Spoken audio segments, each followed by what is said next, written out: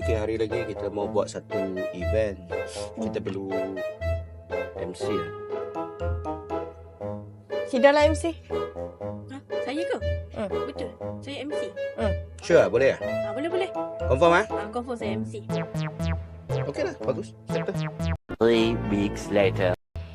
Ya, MC. Yang mana Syida? Kau berapa ni? Dah perut lambat dah ni. Kau dia. Hello.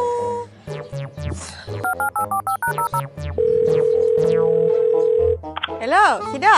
Ya, Kak Aina, kenapa? Awak kat mana? Saya kat rumah lah. Kan awak jadi MC hari ni. Bukan korang ke suruh saya MC? Saya pergilah ambil MC kat klinik. Itu MC bukan ini MC lah. Oh, saya salah Ini macam pun ada. You jadi MC lah. Saya demam. You MC pula. You MC.